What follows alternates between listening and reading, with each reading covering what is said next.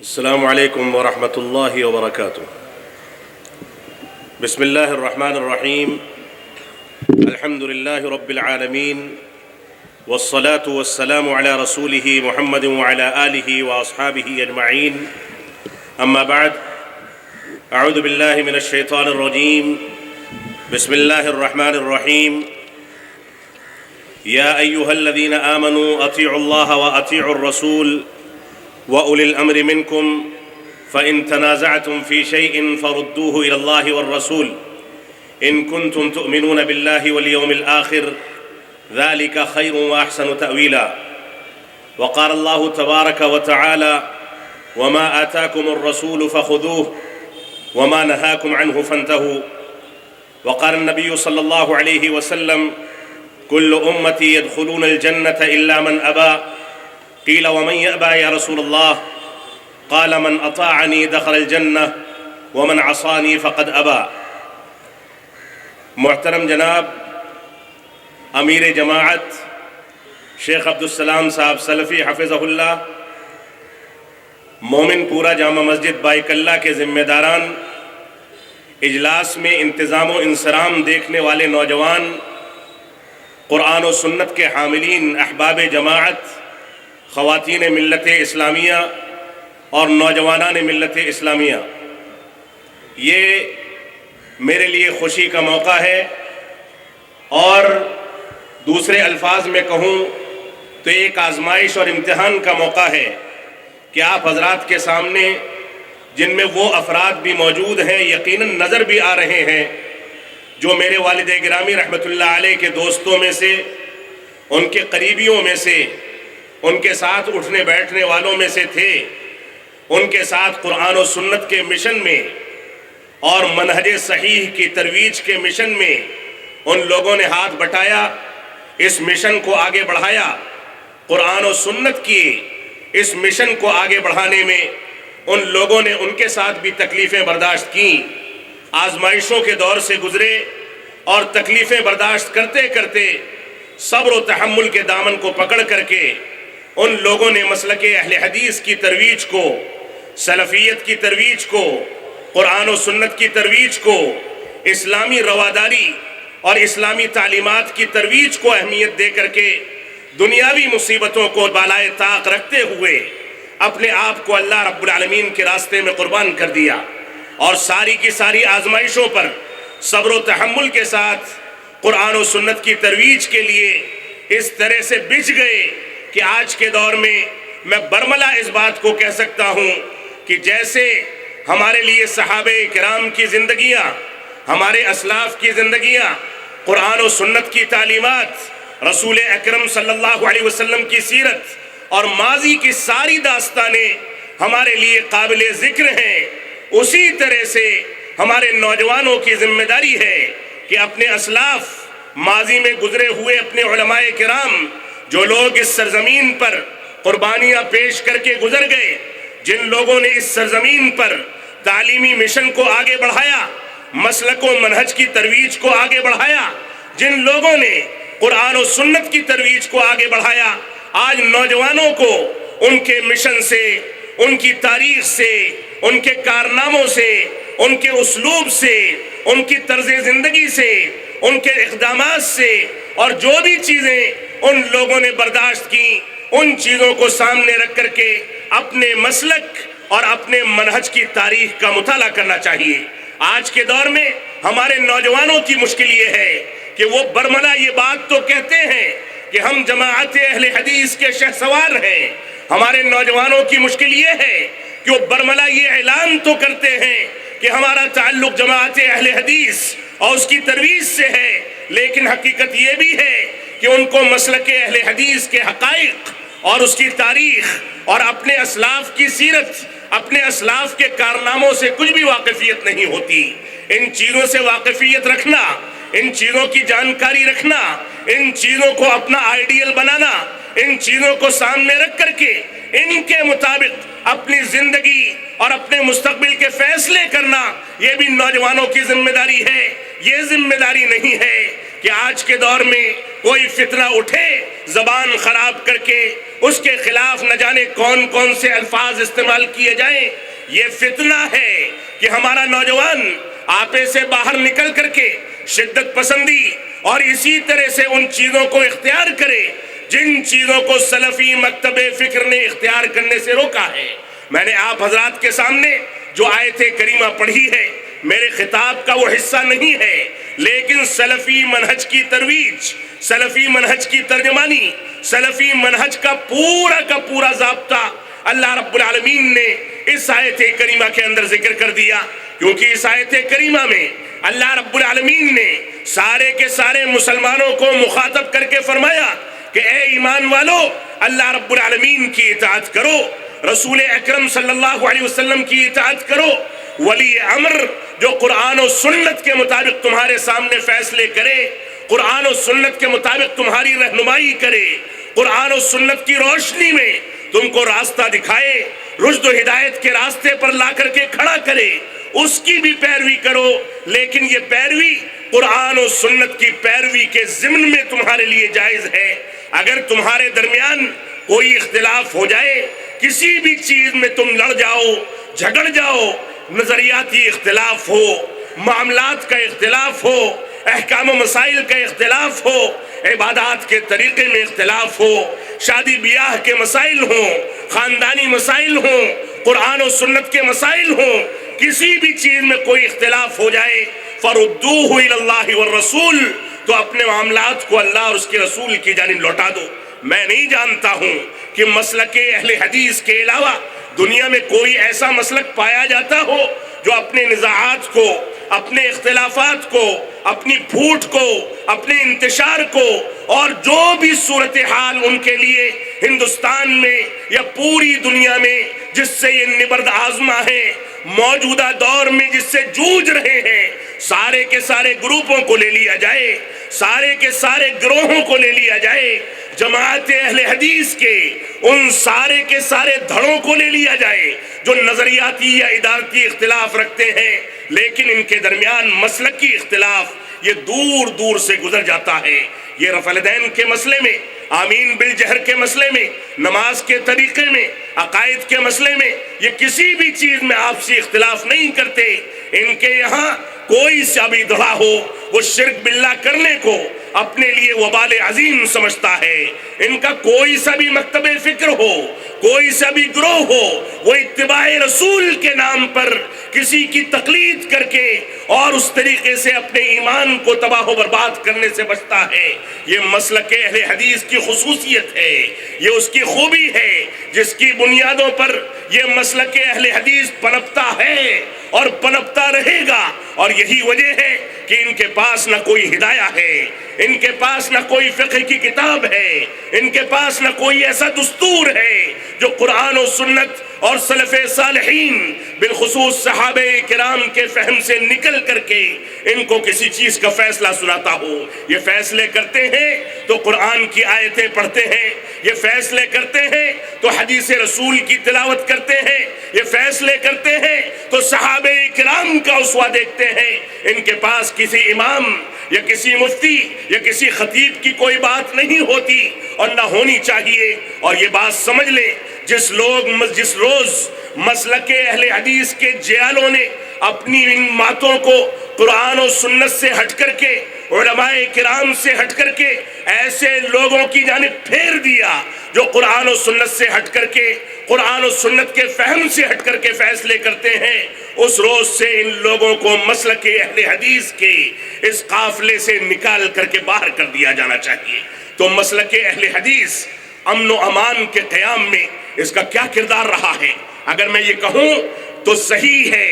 کہ اسلام کی ترویج میں امن و امان اور اسلام کی تاریخ میں امن و ایمان کا کیا کردار رہا ہے. مسلک اہل حدیث جہاں جس چیز کو کہا جاتا ہے وہی اسلام ہے، جو اسلام ہے وہی مسلک اہل حدیث اور سلفی مسلک ہے. لیکن اس کے باوجود آج کے دور میں پوری دنیا میں جس انداز سے ان کے خلاف واویلا کیا جا رہا ہے، جس انداز سے ان کے اوپر اتہامات لگائے جا رہے ہیں، یہ کوئی نئی تاریخ نہیں ہے. رسول اکرم صلی اللہ علیہ وسلم کے عہد مبارک میں ابو جہل نے یہی کام کیا، اس کے بعد کے ادوار میں اشاعرہ نے، جہمیہ نے، ماتریدیہ نے، رافضہ نے اور نہ جانے کون کون سے فرقوں نے نکل کر کے مسلک اہل حدیث کے عقائد کو کاٹنے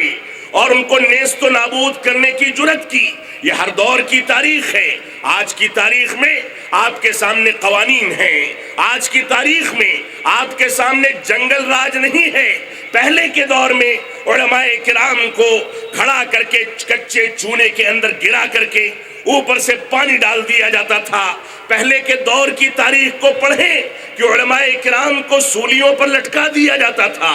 آپ ماضی کی تاریخ کو پڑھیں، اسی ہندوستان کی جنگ آزادی میں علماء کرام کو کالا پانی کی سزا دے کر کے جن کمروں میں رکھا جاتا تھا، وہ کمرے صرف 4 فٹ چوڑے اور اس میں 4 آدمی بند کیے جاتے تھے۔ اسی میں قضائے حاجت، اسی میں استنجا، اسی میں کھانا پینا، اور کھانے کے نام پر ساگ کی ڈنٹھلیں، اور کھانے کے نام پر 2 ایسی روٹیاں جس کے 3 حصے کیے جائیں۔ ایک حصہ اس میں سے مٹی کا ہوتا تھا، ایک حصے میں بال اور پھوس ہوا کرتے تھے، اور تیسرا ایک حصہ آٹے کا ہوا کرتا تھا۔ وہ کھا کر کے ان لوگوں نے مسلک اہل حدیث کی ترویج کے لیے، سلفی مکتب فکر کی ترویج کے لیے پورے جتن کیے، ساری قربانیاں پیش کی۔ یہ معمولی سی مثالیں ہیں جو میں آپ کے سامنے دیتا ہوا نکلنا چاہتا ہوں، لیکن حقیقت یہ ہے کہ قرآن و سنت کی ترویج میں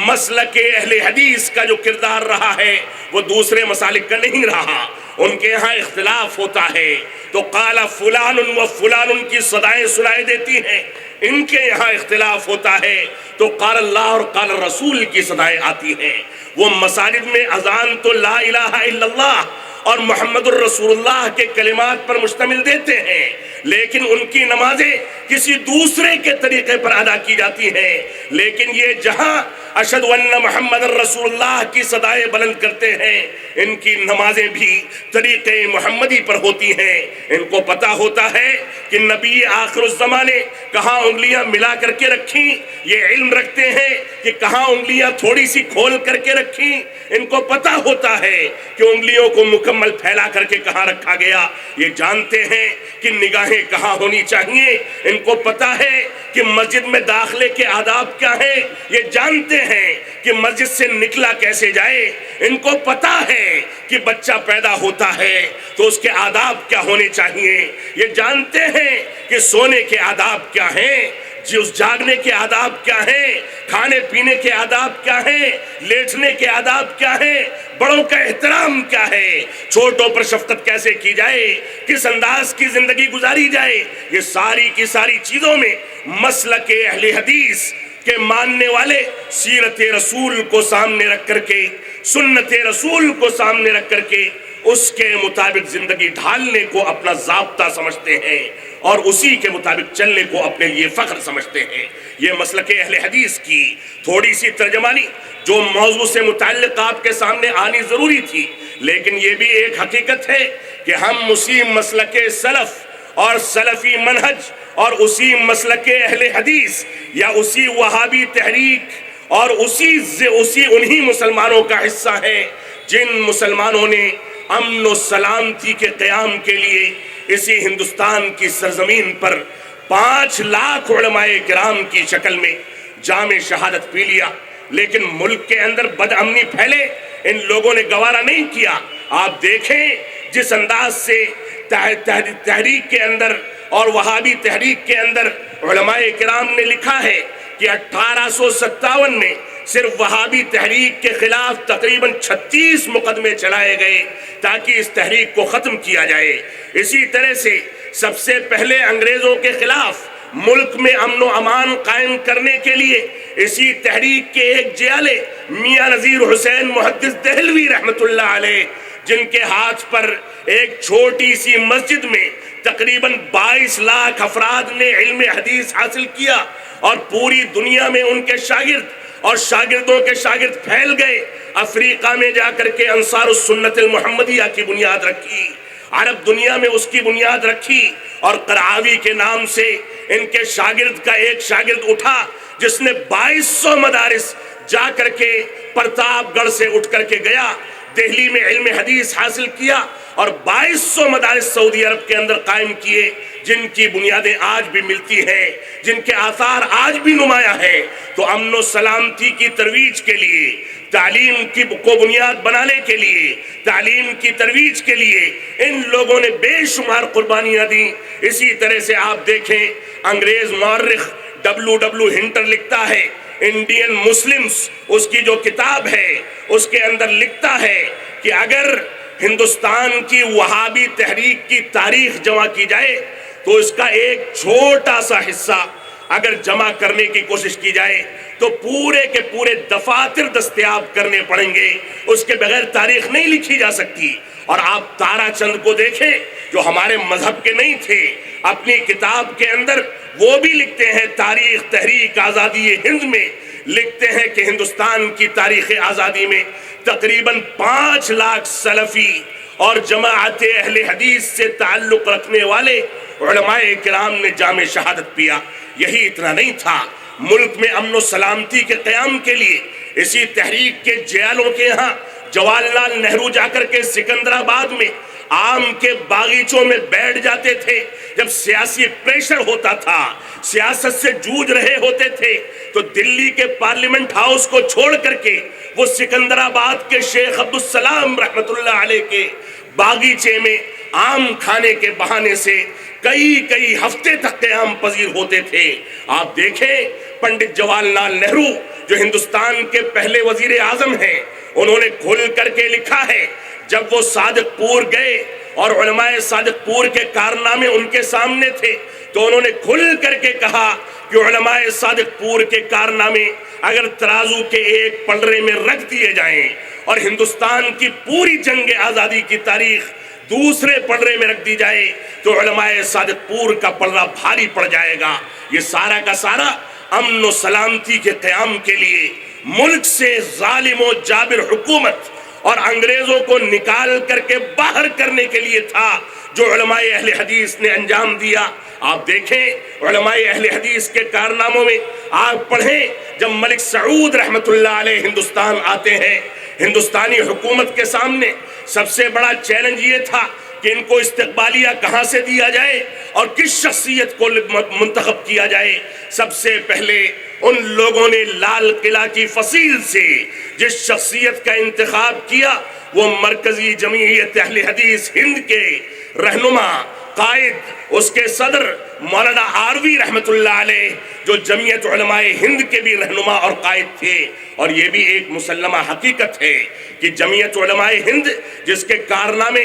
ہم آج آئے دن اخبارات میں پڑھتے ہیں، یہ بھی اسی جماعت اور اسی تحریک اور سلفی جماعت کے علماء کرام نے قائم کر کے ملک کے لیے ایک ایسا پلیٹ فارم قائم کیا تھا جس سے ملک آج تک فائدہ اٹھا رہا ہے۔ یہ الگ مسئلہ ہے، آج اس پر بیٹھے ہوئے قابض افراد ان لوگوں کی تاریخوں کو اپنے زبان پر نہیں لانا چاہتے ہیں۔ تو ملک میں امن و سلامتی قائم کرنے کے لیے سارے کے سارے جتن کیے گئے۔ مولانا آروی رحمت اللہ علیہ نے لال قلعے کی فصیل سے سارے پروٹوکول توڑ کر کے اور اس دور میں ملک سعود کو استقبالیہ دیا، اور یہی حکومت تھی جہاں پر ایسے لوگ بعض گھس کر کے بیٹھ گئے ہیں جو وہابی تحریک اور سلفیوں کو دہشت گردی سے موسوم کرتے ہیں۔ انہی لوگوں میں، انہی کے بزرگوں اور پرکھوں میں ایسے افراد تھے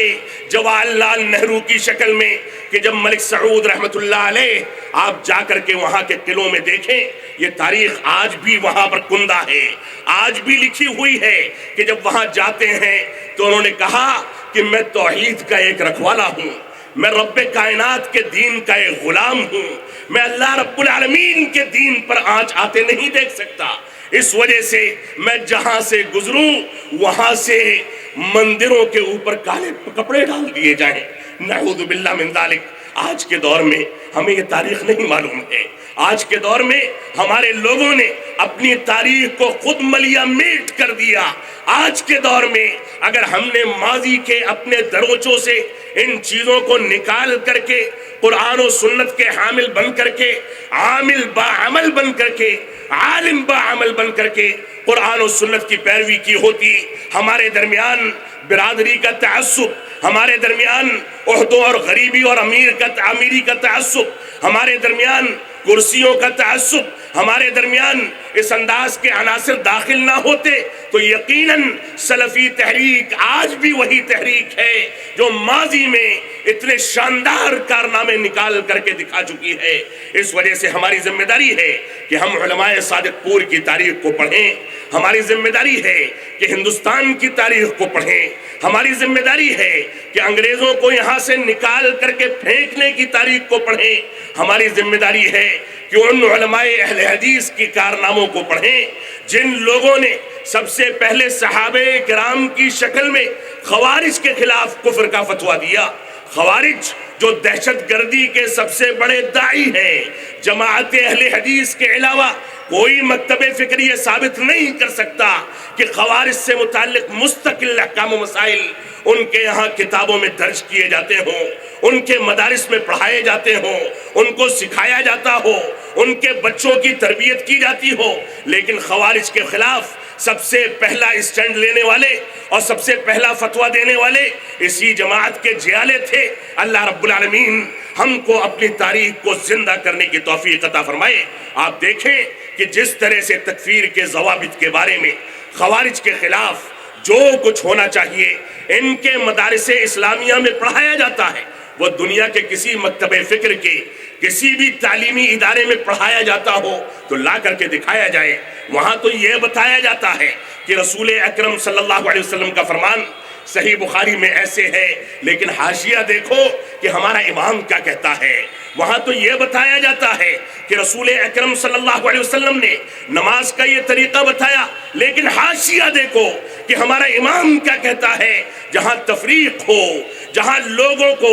غیروں کے نام پر گمراہ کیا جاتا ہو، وہاں امن و سلامتی کیسے ہو سکتی ہے؟ امن و سلامتی کے دو محور ہیں، دو مظاہر ہیں، اور یہ مظاہر صرف جماعت اہل حدیث اور سلفی تحریک کے پاس ہے۔ ایک ہے توحید باری تعالی، اللہ رب العالمین کی توحید۔ دنیا کے اندر فتنے کب بھڑکتے ہیں، دنیا کے اندر انتشار کب پیدا ہوتا ہے، دنیا کے اندر اختلافات کب ہوتے ہیں، اور جتنے اختلافات و انتشارات بڑھتے ہیں اتنا ہی زیادہ دنیا کے اندر دہشت گردی، شدت پسندی پنپتی ہے۔ لیکن صرف ایک توحید، ایک رب کریم کی جانب دعوت دینے والی یہ تحریک کبھی بھی دہشت گردی کی دعوت نہیں دے سکتی ہے۔ یہ تو یہ کہتی ہے کہ رب کائنات جو کہہ دے گا اس کو ہم تسلیم کر لیں گے، اور دنیا کی کوئی طاقت یہ ثابت کر کے دکھا دے کہ رب کائنات نے کبھی کہا ہو کہ تم لوگ خروج اختیار کرو، کوئی ثابت کر دے کہ رب کائنات نے کہیں یہ اشارہ دیا ہو قرآن مجید یا اس کے نبی جناب محمد الرسول اللہ صلی اللہ علیہ وسلم نے ایسی بات کہی ہو جس کی بنیاد پر ہم شدت پسندی کو اختیار کریں، تو پہلا مظہر دعوت و تبلیغ کا، پہلا مظہر امن و سلامتی کا، پہلا مظہر دہشت گردی کو نوچ کر کے پھینک دینے کا یہ توحید باری تعالی ہے، جو سب سے زیادہ ان کے مدارس میں پڑھایا جاتا ہے، سب سے زیادہ ان کی مساجد میں سکھایا جاتا ہے۔ ان کے بچے رٹے ہوتے ہیں کہ اللہ رب العالمین کی توحید کا مفہوم کیا ہے، اس کا معنی کیا ہے، اس کے اقسام کیا ہے۔ اور دوسرا مظہر یہ اتباع رسول ہے، اور اتباع رسول کے بارے میں دنیا کی کوئی جماعت یہ ثابت نہیں کر سکتی کہ جماعت اہل حدیث کے یہاں کسی انداز کی کوئی کوتاہی، کوئی تساہلی، کسی انداز کی کوئی بے فکری موجود ہو۔ یہ سنت رسول کو سر آنکھوں پر رکھتے ہیں، یہ صرف جھنڈے لے کر کے، نعرے بازی کر کے اس طرح سے محبت رسول کا اظہار نہیں کرتے۔ یہ جانتے ہیں کہ ان المحب لمن یحب مطیع، کہ محبت کرنے والا جس سے محبت کرتا ہے اس کا مطیع و فرمانبردار ہوتا ہے۔ ان کے سامنے حقائق ہیں، ان کے سامنے قواعد ہیں، ان کے سامنے اصول ہیں، ان کے سامنے قرآن و سنت کی تعلیم ہے، ان کے سامنے صحابہ کرام کی وہ سیرت ہے جس میں یہ بھی لکھا گیا کہ صفہ کے چبوترے پر 70 صحابہ کرام ایسے دیکھے گئے جن کے پاس پہننے کو کرتا نہیں تھا، ایک چادر تھی، کندھے پر ڈالتے تھے تو گھٹنا کھل جاتا تھا، گھٹنے پر ڈالتے تھے تو کندھا کھل جاتا تھا۔ ان کے آئیڈیل اور ان کے رہنما وہ لوگ ہیں جن کے پاس پیبند لگے کپڑے ہوتے تھے، جن کے گھروں میں 3 مہینے تک چولہا نہیں جلتا تھا، جن کے ہاں کھانے پینے کا کچھ نہیں ہوتا تھا، لیکن اس کے باوجود دین پر آنچ آ جائے، دین پر کوئی انگلی اٹھا دے، دین کے بارے میں کوئی غلط رائے دے دے، اس کو یہ برداشت نہیں کرتے تھے، نکال کر کے پھینک دیا کرتے تھے۔ یہ اسی مسلک کے ترجمان اور اسی منہج کے ترجمان ہیں۔ اللہ رب العالمین ہم کو انصاف کے ساتھ کام لینے کی توفیق عطا فرمائے۔ تو آج کے دور میں کوئی ان کو دہشت گردی کا کوئی نام دے کر کے بین الاقوامی پلیٹ فارم سے ان کے بارے میں یہ کہے کہ دہشت گردی جو سلفی پھیلاتے ہیں فلاں فلاں علاقوں میں پائے جاتے ہیں، لیکن ثابت کوئی نہیں کر سکتا، صرف زبانی جمع خرچ ہے، زبان سے حملے ہیں، زبان سے باتیں کرنا ہے اور اس کے علاوہ کچھ نہیں۔ یہ بین الاقوامی سطح پر چاہے فلسطین میں دہشت گردی کریں، افغانستان میں بچوں کا اور خواتین کا قتل عام کریں، بین الاقوامی سطح پر یہ نہ جانے کون کون سے مکاتب فکر کو لے کر کے ان کا ساتھ لیں اور مسلمانوں کے درمیان تقسیم اور ڈیوائیڈ پیدا کر کے مسلمانوں کو آپس میں لڑائیں، یہ ساری کی ساری دہشت گردی کی مثالیں قائم کریں، اور اس کے بعد ایک سیدھا سادھا انسان جس کے مسلک میں، جس کے مکتب فکر میں اس کے علماء کا اجماع ہے، اتفاق ہے کہ سڑکوں پر نکل کر کے مظاہرے کرنا بھی حرام ہے، وہ مکتب فکر جو مظاہروں کو حرام کہتا ہو، وہ مکتب فکر جو سڑکوں پر بھیڑ لگانے کو حرام کہتا ہو، وہ مکتب فکر جو اپنی مانگیں منگوانے کے لیے، ان کو منوانے کے لیے جا کر کے پارلیمنٹ ہاؤس کے باہر جمع ہونے کو حرام کہتا ہو، اس کو دہشت گردی کا اتہام دیا جائے۔ یہ تو یہ سمجھتے ہیں کہ ایک میمورنڈم تیار کیا جائے، ذمہ داران ملک کو پیش کیا جائے، کوئی عمل ہوگا تو ہوگا، ورنہ عدلیہ ہمارے سامنے ہے، کورٹ میں گھسیٹا جائے گا اور قانون کے دائرے میں رہ کر کے کارروائی کی جائے گی۔ یہ سلفی مکتب فکر کا ایک کھلا سا اصول ہے، لیکن اس کے باوجود بدقسمتی ایسی ہے کہ ان لوگوں کو دہشت گردی سے متہم کیا جاتا ہے۔ پارلیمنٹ ہاؤس میں کوئی اٹھے، پوری تقریر کر جائے، دنیا کی کسی اصطلاح میں یہ بتایا جائے کہ پوری کی پوری تقریر کہیں سبقت لسانی سے ہوتی ہے، پوری کی پوری تقریر سارے کے سارے اتہامات اور اتہامات اس بارے میں جس میں 3 فائر کر کے گھر کی اس بیوی کو، اس عورت کو، اس عزت و آبرو کو جس نے ہمارے بچوں کو پالا ہے، اس کو نکال کر کے آپ چوکھٹ سے باہر کر دیں، اور اس کے مد مقابل سلفی مکتب فکر 3 مہینے تک ناز و نعم میں پالے، 3 مہینے تک گھر سے نکالنے کا اختیار نہ دے، 3 مہینے تک اس کا خرچہ دے، 3 مہینے تک اس سے صلح کرنے کی کوشش کرے، 3 مہینے کی مدت اس کے اوپر واجب کرنے کے باوجود اس کو دہشت گرد قرار دیا جائے۔ جو عورتوں کے ساتھ ایسا سلوک کرے وہ کس بنیاد پر شدت پسند ہو سکتا ہے؟ ہماری ذمہ داری ہے کہ ہم انصاف کے ساتھ کام لیں اور سبقت لسانی کی تعریف کی جانب رجوع کریں اور سمجھیں کہ تقریریں سبقت لسانی سے نہیں ہوتی، الفاظ نکلتے ہیں۔ اللہ رب العالمین ہم کو صحیح سمجھ عطا فرمائے۔ آپ دیکھیں لکھنؤ سے ایک انسان اٹھتا ہے، میں نام نہیں لینا چاہوں گا، کسی کا بھی نام لینے سے ہلکا پن پیدا ہوتا ہے، لیکن اٹھتا ہے اور اٹھنے کے بعد یہ کہتا ہے کہ ہمیں اس ملک کے اندر، ایودھیا کے اندر رام مندر بنانا ہے، اس پر فلم سازی کرتا ہے، فلم کا ٹرائل آتا ہے، لوگ واہ واہی کرتے ہیں اور نیوز چینل پر بیان دیتا ہے کہ ہم کو رسول اللہ کا پیغام چاہیے، ابو بکر اور عمر جیسے دہشت گردوں کے پیغام اور ان کے اسلام کی ضرورت نہیں ہے۔ نعوذ باللہ من ذالک۔ ابو بکر صدیق جس کی بیٹی کو رسول اکرم صلی اللہ علیہ وسلم نے اپنے عقد میں لیا، جس کی بیٹی کی براعت کے لیے رب کائنات نے مسلسل 10 آیتوں کا نزول کیا، عمر بن خطاب جس کے بارے میں قرآن مجید کی آیتوں کا نزول ہوتا ہے، جس کی رائے کی تائید اللہ رب العالمین عرش بری سے کرتا ہے، آج کے دور میں ایک آدمی اٹھ کر کے ان کو دہشت گرد کہہ دے اور ہم خاموش بیٹھے رہیں۔ ہم کو قانونی کارروائی کرنی چاہیے، امن و سلامتی کے اصول کو سامنے رکھتے ہوئے مضبوطی کے ساتھ، اپنی جماعت کے اتحاد و استحکام کے ساتھ، مضبوطی کے ساتھ قانونی کارروائی، قانونی نوٹس کی حد تک ہم کو کارروائی کرنی چاہیے، یہ ہماری ذمہ داری ہے۔ اگر ہم اسی طرح سے سڑکوں پر نکل کر کے اور سوشل میڈیا کا استعمال کر کے دوسروں کے بارے میں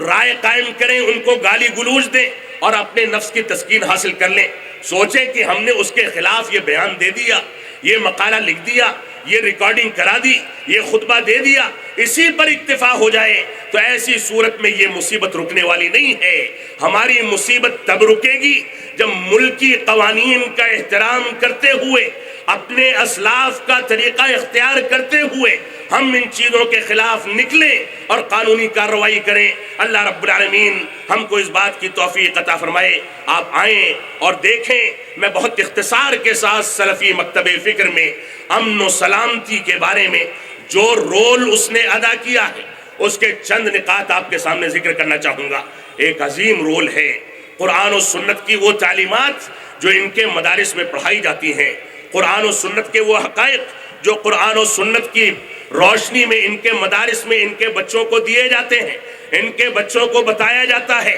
کہ سوسائڈ کرنا حرام ہے. ان کے بچوں کو سکھایا جاتا ہے کہ پانی کی فضول خرچی اگرچہ نہر جاری پر بیٹھے ہو تو بھی کرنا حرام اور ناجائز ہے. ان کے بچوں کو بتایا جاتا ہے کہ ہم بڑوں کا احترام کیسے کریں، حکام کا احترام کیسے کریں، حکومت وقت کے بارے میں ہمارے اوپر کون سے حقوق ہیں. ہم جب تک جمہوری حق سمجھتے ہوئے الیکشن کے موقع پر ہوتے ہیں، کسی پارٹی کا احترام کرتے ہیں، کسی کو رد کرتے ہیں، یہ ہمارا جمہوری حق ہے. لیکن حکومت میں آنے کے بعد کوئی جماعت، کوئی پارٹی اگر آ گئی تو ہماری ذمہ داری ہے کہ ہم اس کے ساتھ چل کر کے قانونی دائرے میں رہتے ہوئے اس کا ساتھ دیں، اس کا تعاون کریں. یہ مسلک اہل حدیث کی ترجمانی ہے. آپ دیکھیں قرآن مجید اور سنت رسول کی روشنی میں اگر دیکھا جائے تو ہمیں جو پڑھایا گیا اور ہم جو پڑھاتے ہیں اس میں 5 چیزیں ایسی ہیں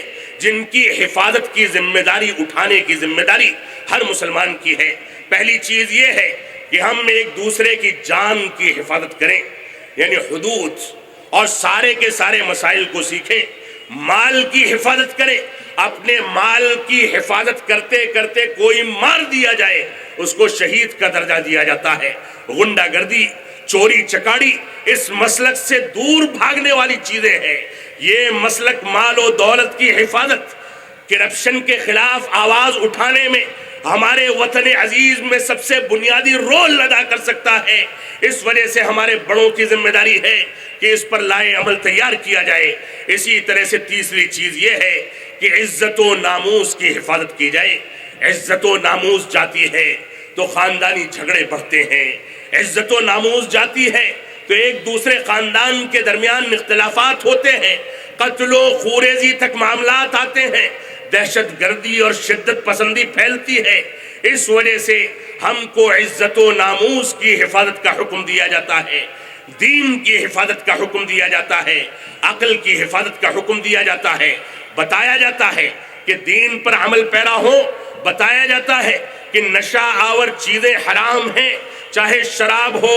بیڑی سگریٹ ہو، تمباکو اور کھینی ہو. یہ ساری کی ساری چیزیں جو عقل میں خلل پیدا کریں، جو نشہ پیدا کریں، یہ ساری کی ساری چیزیں حرام ہیں. اور آپ دیکھ لیں ملک میں کون سی ایسی تباہی ہے جو نشہ آور چیزوں کو استعمال کرنے کے نتیجے میں نہیں آتی. ہاسپٹلوں میں مریضوں کے لیے رہائش نہیں، ان کے لیے بیڈز نہیں، کینسر کے مریض بڑھتے چلے جا رہے ہیں. اسلام نے 1400 برس پہلے امن و سلامتی کو قائم کرنے کے لیے ان چیزوں کو حرام قرار دے دیا. آپ دیکھیں رسول اکرم صلی اللہ علیہ وسلم کا طریقہ. آپ جب امہات المومنین کے پاس آتے تھے تو امن و سلامتی، پیار و محبت کے ماحول کو بنائے رکھنے کے لیے ان کے ساتھ دوڑ کا مقابلہ بھی کرتے تھے. رسول اکرم صلی اللہ علیہ وسلم کے بارے میں آپ نے ابھی اس سے پہلے خطیب سے سنا کہ مہلن یا کہ اے غلام، تم اونٹوں پر بیٹھی ہوئی خواتین کی حفاظت کرو، ان کو تیز نہ بھگاؤ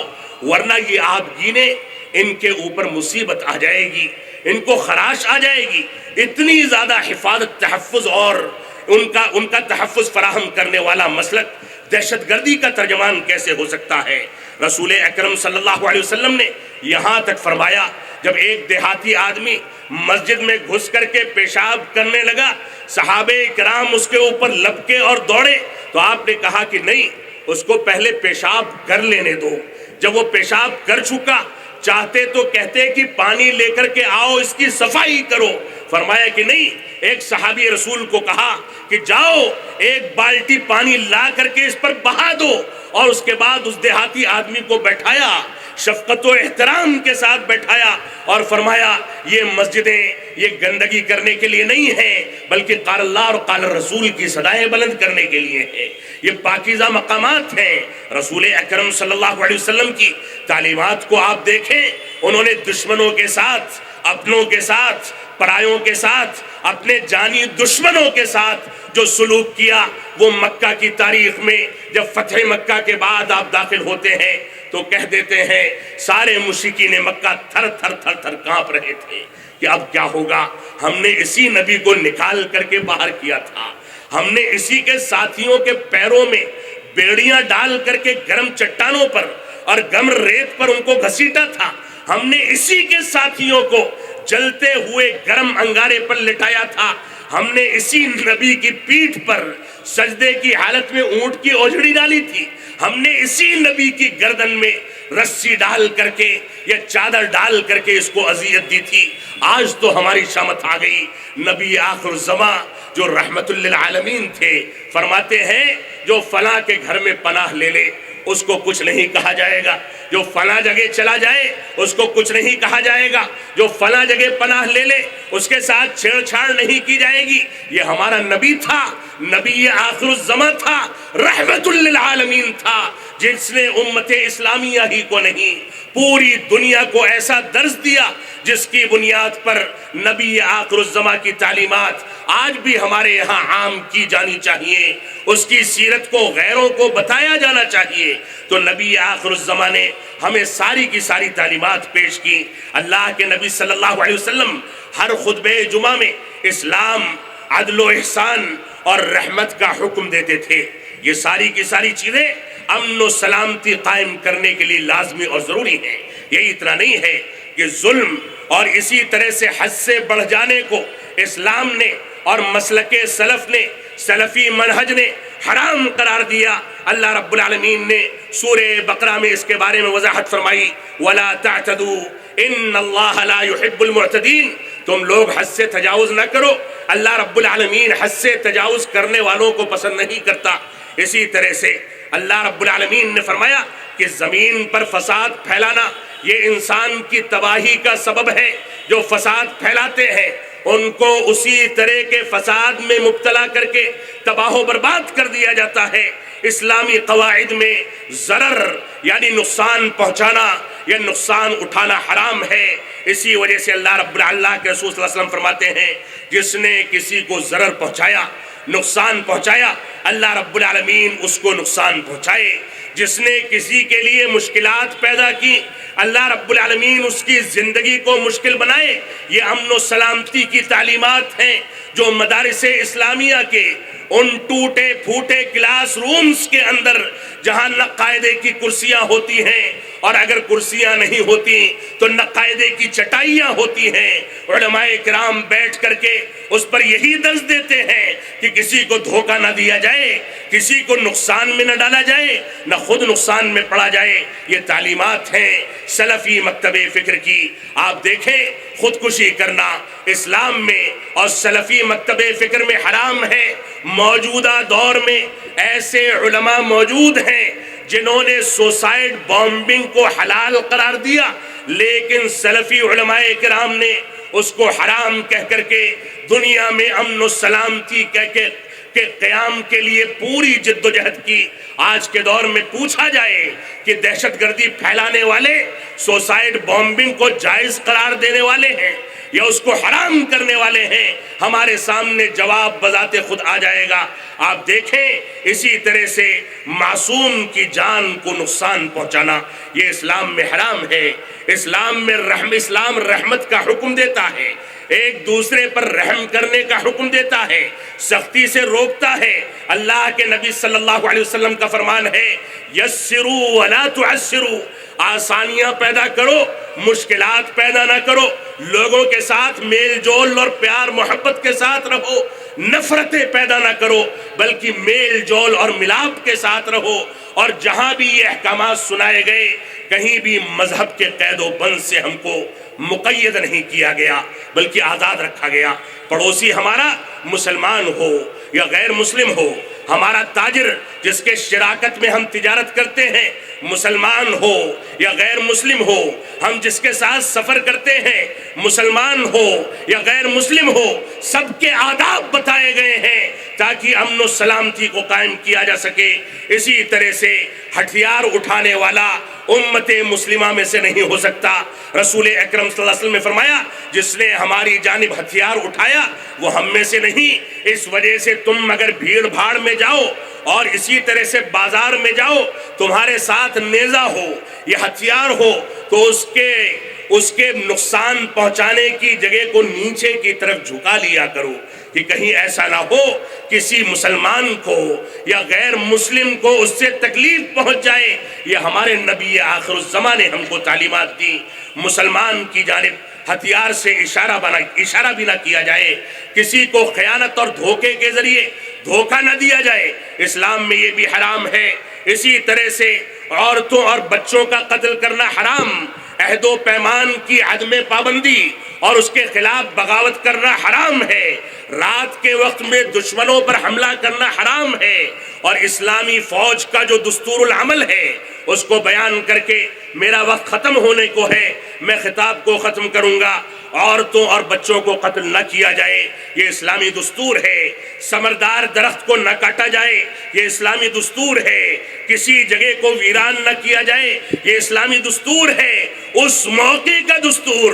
جب ہم دشمنوں سے نبرد آزما ہوتے ہیں، آمنا سامنا ہوتا ہے، ایک دوسرے کے خون کے پیاسے ہوتے ہیں، اس موقع سے یہ تعلیمات دی گئی کہ ثمردار درخت کو نہ کاٹا جائے، کسی جگہ کو ویران نہ کیا جائے، کھانے کی ضرورت کے علاوہ جانوروں کو ذبح نہ کیا جائے۔ جب کسی قوم سے گزرے تو نرمی کے ساتھ اسلام کی دعوت دیں، مان لیں، تسلیم کر لیں، تو ایسی صورت میں ان کو نہ چھیڑا جائے۔ کسی بستی سے اذان کی آواز سنائی دی جائے رات کے وقت میں، فجر کے وقت میں، تو اس بستی پر حملہ نہ کیا جائے، یہ اسلام کا دستور ہے۔ یہود و نصارہ جنہوں نے گوشہ نشینی اختیار کر لی، کٹیا میں بیٹھ گئے، جنگلوں کا راستہ اختیار کر لیا، ان کے ساتھ چھیڑ چھاڑ نہ کی جائے۔ ان کے کنیسہ گھروں میں، ان کے چرچوں میں ان کو عبادت کرنے دی جائے۔ موجودہ دور میں ہندوستان کی تہذیب میں، ہندوستان کے ماحول میں پنڈتوں کو نہ چھیڑا جائے، ان کو عبادت کرنے دی جائے، یہ اسلام کا دستور ہے۔ اسی طرح سے اسلام نے یہ کہا کہ باغات کو نہ کاٹا جائے، بچوں اور بوڑھوں کو قتل نہ کیا جائے۔ اسلام نے یہاں تک کہا کہ تم سے بڑا عہدے کا جو مقام رکھتا ہو اس کا احترام کیا جائے۔ یہی وجہ ہے کہ دنیا کے اندر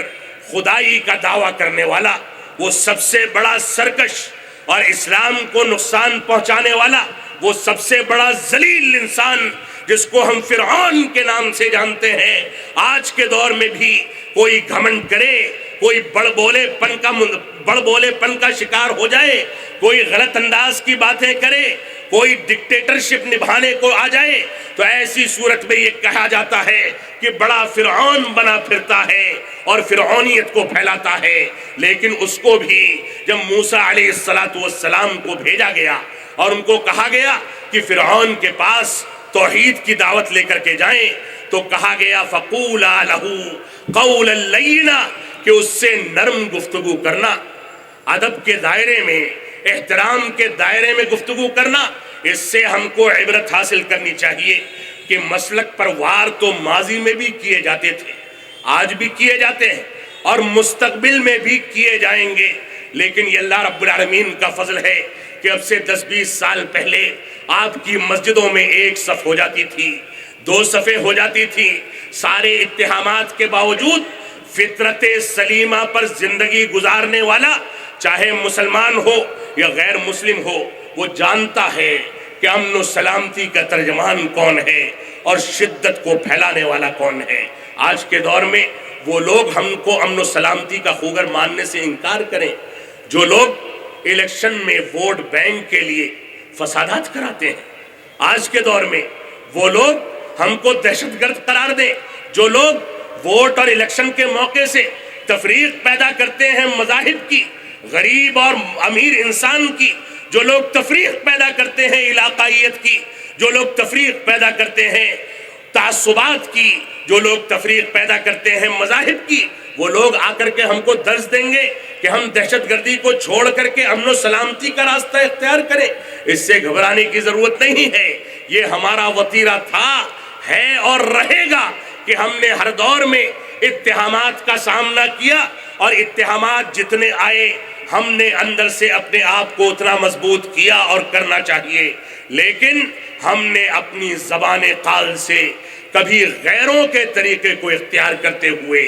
غیروں کے اسالیب کو اختیار نہیں کیا۔ ہم نے شرافت، سنجیدگی، علمی گہرائی، قرآن و سنت کی پیروکاری کو کبھی نظر انداز نہیں کیا، اور نہ ہم کو کرنا چاہیے۔ اللہ رب العالمین ہم کو توفیق عطا فرمائے کہ ہم قرآن و سنت کے مطابق صحیح انداز سے زندگی گزاریں۔ اللہ رب العالمین ہم کو توفیق عطا فرمائے کہ ہماری جماعت، ہماری یہ تحریک، ہمارا مسلک سلفی، مسلک اہل حدیث، یہ ساری کی ساری ان چیزوں کو سامنے رکھے جو ماضی میں ہمارے علماء کرام نے، ہمارے اسلاف نے جو کارنامے انجام دیے،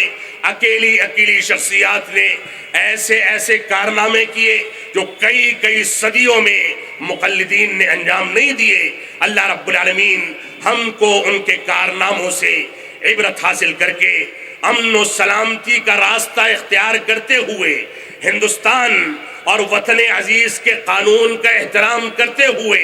اس کی روشنی میں زندگی گزارنے کی توفیق عطا فرمائے۔ ہم جب تک جیے تب تک اسلام پر جیے، ہمارا جب خاتمہ ہو تو ایمان پر ہو۔ وصلی اللہ علی نبینا محمد وعلی آلہ وصحبہ وسلم، والسلام علیکم ورحمۃ اللہ وبرکاتہ۔